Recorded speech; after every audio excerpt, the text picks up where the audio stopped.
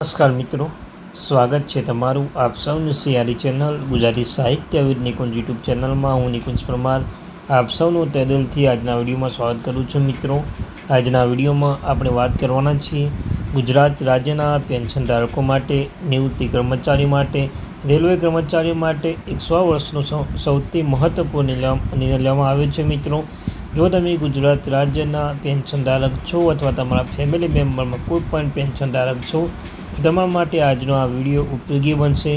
તો સંપૂર્ણ ચર્ચા આજના વિડીયોમાં કરવાના છીએ. મિત્રો, ચર્ચા કરતાં પહેલાં ચેનલ નવા છો ચેનલ સબસ્ક્રાઈબ કરી લેજો, વિડીયોને લાઇક કરી લેજો. તમને અમારી ચેનલ પર સરકારી કર્મચારી, નિવૃત્ત કર્મચારી, પેન્શન ધારક બાબતે હરેક અપડેટ મળતી રહેશે. તો હરરોજ આવી નવી માહિતી મેળવવા માટે આપણી ચેનલને અત્યારથી સબસ્ક્રાઈબ કરી લેજો. મિત્રો, તો ચાલો જાણીએ વિગતવાર માહિતી વધારે સમય ન બગાડતા. તો મિત્રો, જૂના CPF પેન્શનો માટે સરકારે મોંઘવારી ભથ્થા એટલે કે DR વધાર્યું છે. 1 જુલાઈ 2025થી અને 1 જાન્યુઆરી 2026થી નવા દરો લાગુ પડશે. સાથે જ મળશે એરિયસના મોટા લાભો. મિત્રો, તો સેન્ટ્રલ ગવર્મેન્ટ ઓફ ડી હાઇકમાં કેન્દ્ર સરકારના પેન્શન અને પેન્શન કલ્યાણ વિભાગ DOPPW નિવૃત્તિ કર્મચારીઓ માટે એક મોટી ખુશખબર આપવામાં આવી છે.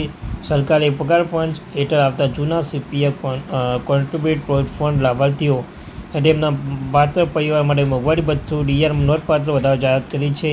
આ નવા દર 1 જુલાઈ 2025થી અને 1 જાન્યુઆરી 2026થી લાગુ કરવામાં આવશે.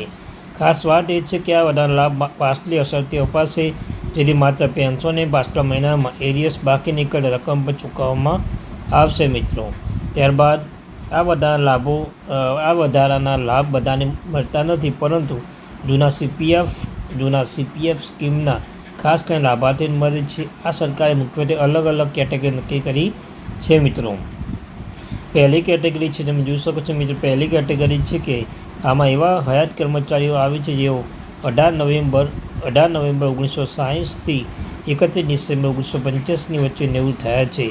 નિયમિત એક્સ ગ્રેશિયા પેમેન્ટ મળે છે.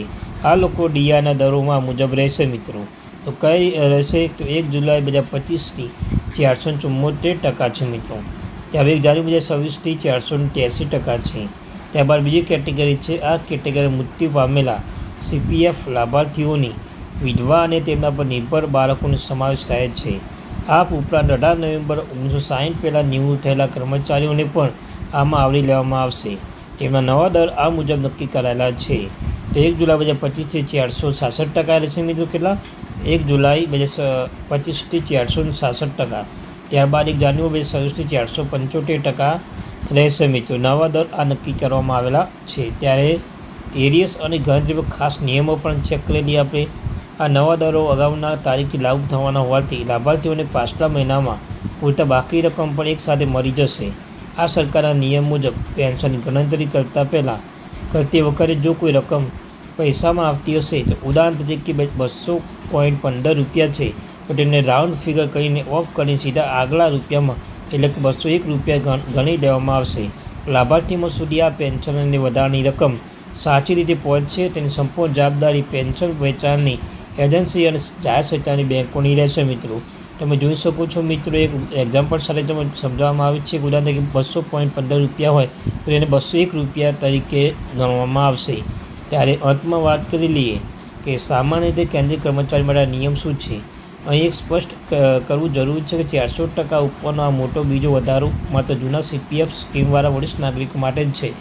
બીજી બાજુ જે સામાન્ય કેન્દ્રીય કર્મચારીઓ અને પેન્શનનો 7મો પગાર પંચ મુજબ પેન્શન મેળવે છે, તેના મોંઘવારી ભથ્થામાં DR 1 જાન્યુઆરી 2026 સ્થિતિમાં 60% નક્કી કરવામાં આવેલો છે. મિત્રો, તો આ ત્યારથી મહત્વપૂર્ણ update. Thank you very much. Video જય હિન્દ.